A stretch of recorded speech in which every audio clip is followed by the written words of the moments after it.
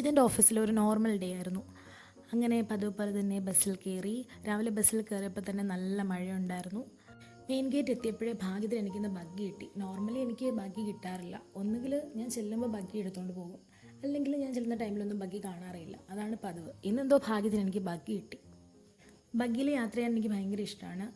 Usually ഞാൻ ഈ ഒരു ബാക്ക് സീറ്റ് തന്നെയാണ് പ്രിഫർ ചെയ്യുന്നത്. എനിക്ക് സ്ട്രെയിറ്റ് ആയിട്ട് ഇങ്ങനെ ഇരുന്ന് പോകുന്നതിലും ഇഷ്ടം ബാക്കിലോട്ട് തിരിഞ്ഞിരുന്ന് റോഡൊക്കെ കണ്ട് അങ്ങനെ ബഗ്ഗിയിൽ യാത്ര ചെയ്യാനാണ് എനിക്കിഷ്ടം.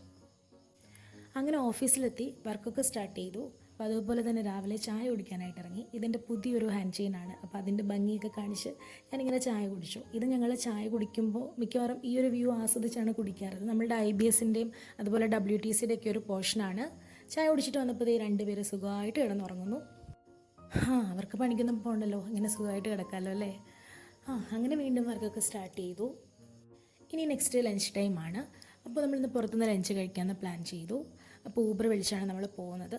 അപ്പോൾ നമ്മളിന്ന് ലഞ്ച് കഴിക്കുന്നത് പാതിരാക്കോഴി എന്നാണ്.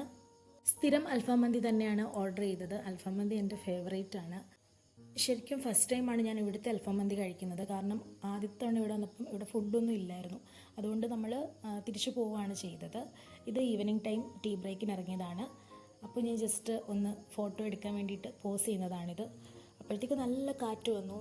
മഴയ്ക്കുള്ള ഒരു മുന്നോടിയായിട്ട് നല്ല കാറ്റായിരുന്നു.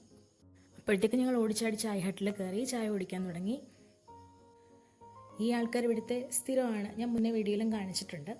അപ്പോൾ അങ്ങനെ ഈവനിങ് ചായ കുടി കഴിഞ്ഞു. എഗെയിൻ വർക്ക് സ്റ്റാർട്ട് ചെയ്തു. ഇത് വർക്ക് കഴിഞ്ഞ് ഇറങ്ങുന്ന ഒരു ടൈമാണ്. അങ്ങനെ വർക്ക് കഴിഞ്ഞിറങ്ങി ആസ് യൂഷ്വൽ ബസ്സിൽ കയറി റൂമിലേക്ക് പോയി.